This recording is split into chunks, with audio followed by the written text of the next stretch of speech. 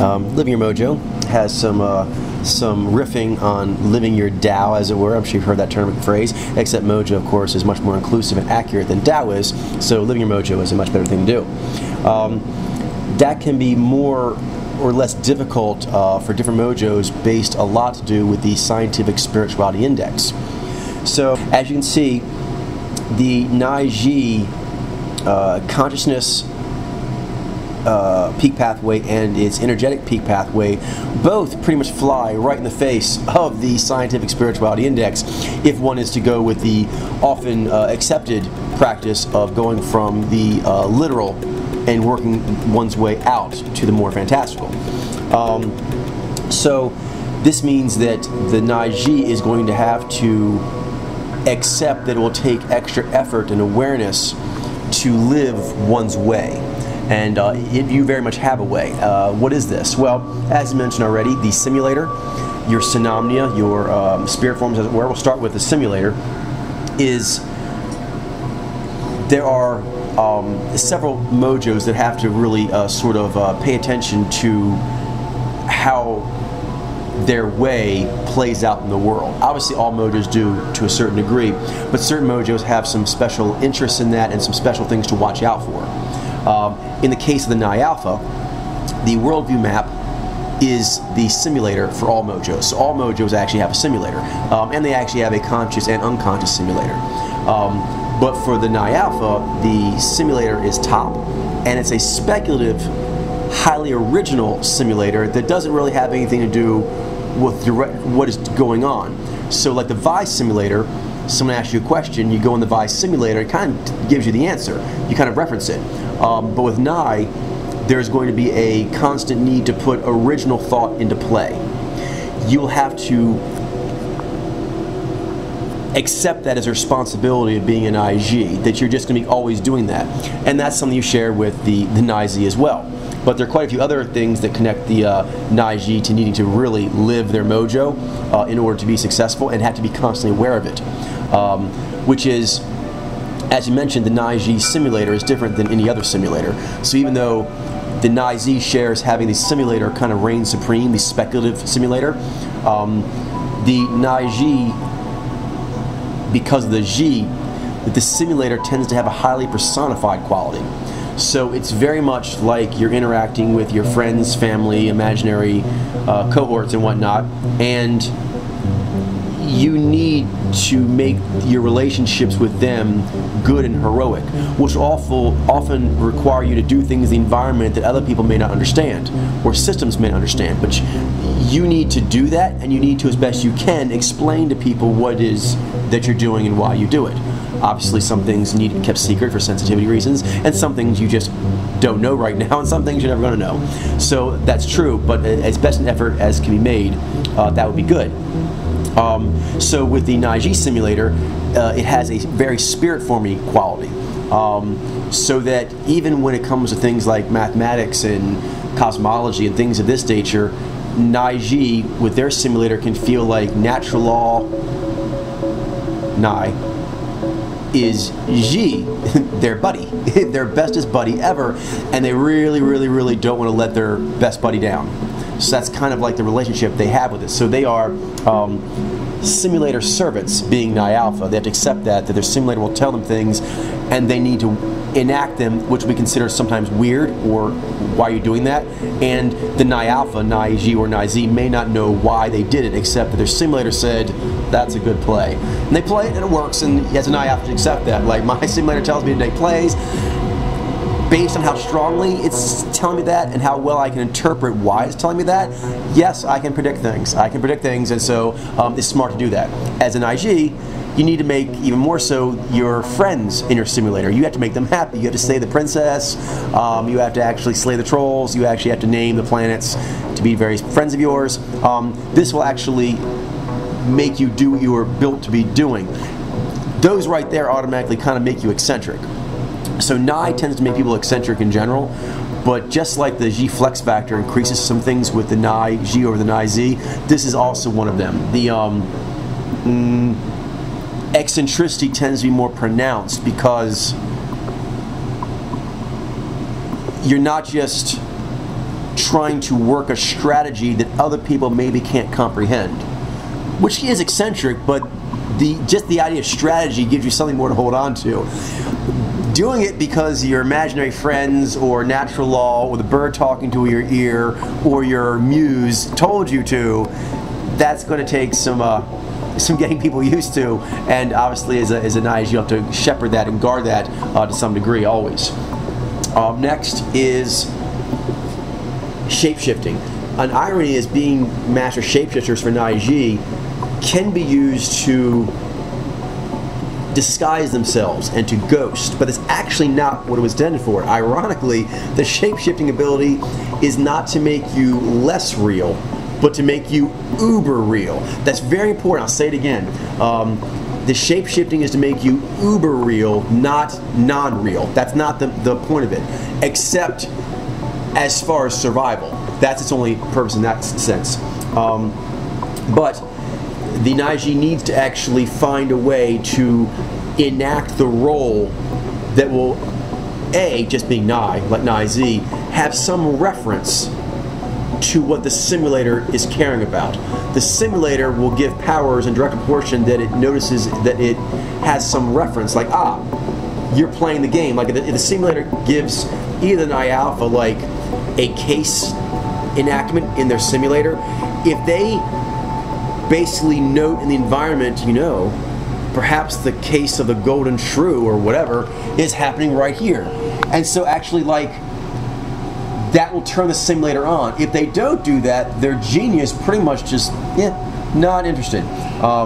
So you need to shapeshift as an IG in order to actually do those things. For example,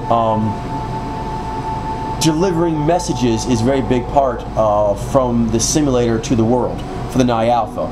These messages often have a very personal bent with the Nai-G, and the world may not be able to hear that message except when you're in a certain form. That's actually the honorable thing to do for an IG, is to pick the most heroic form possible to deliver the truth message of natural law.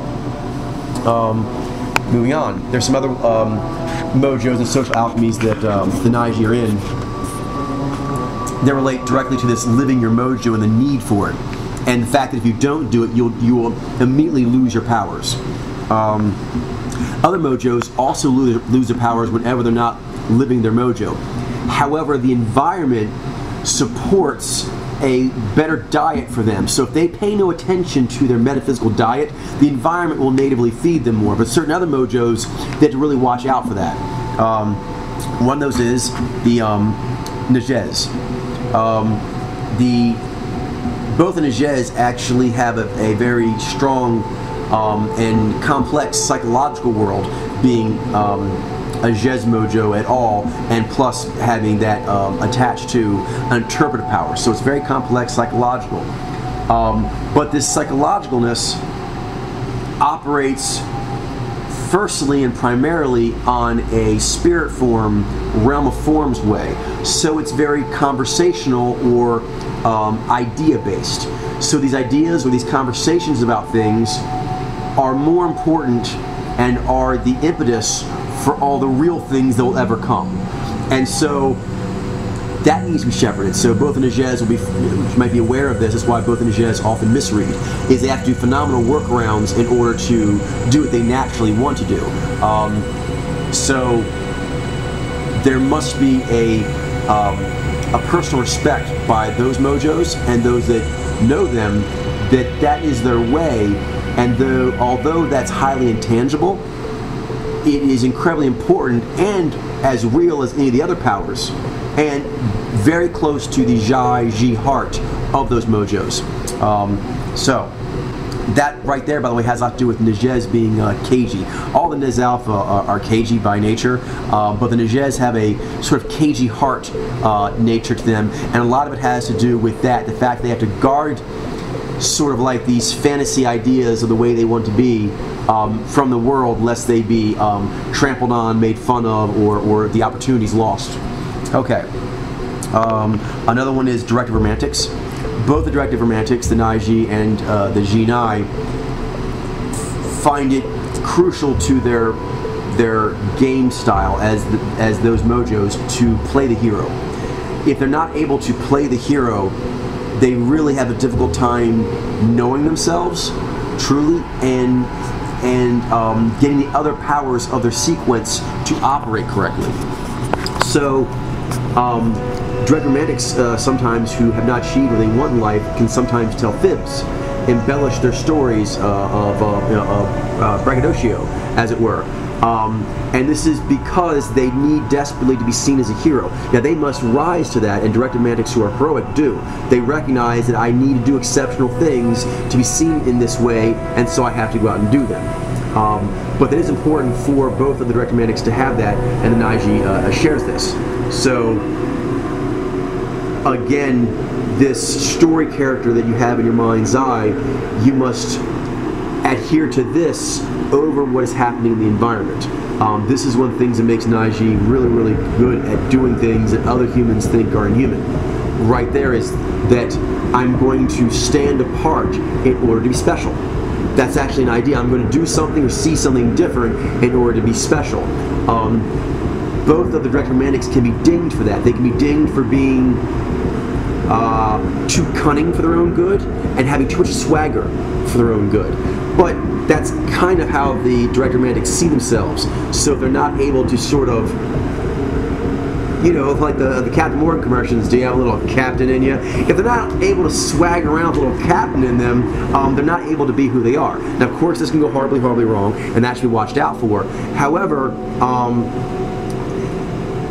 thinking big, visionary, and having a style and swagger about oneself and the way they do things, that's actually part of being a direct romantic and therefore a Naiji. But you'll have to guard against the environment telling you no.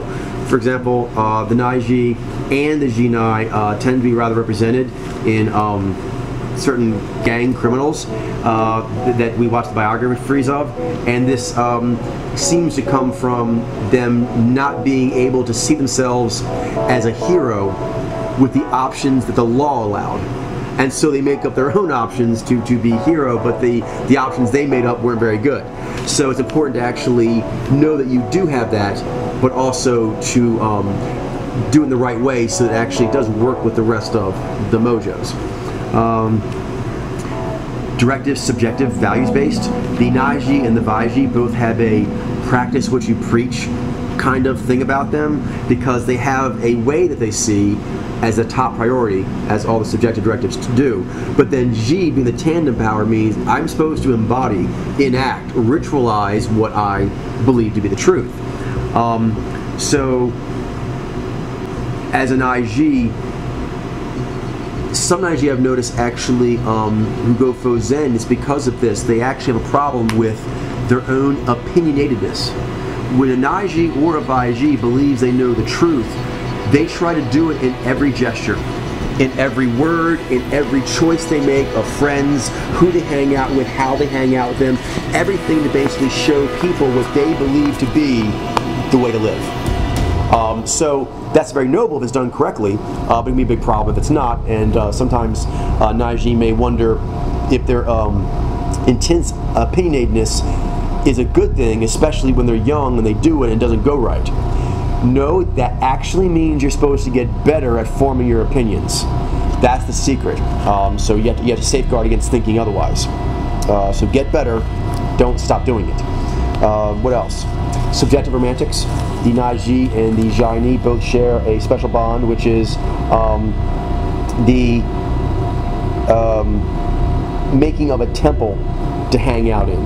Both the Naiji and the Jaini are subjective and values-based and interpretive.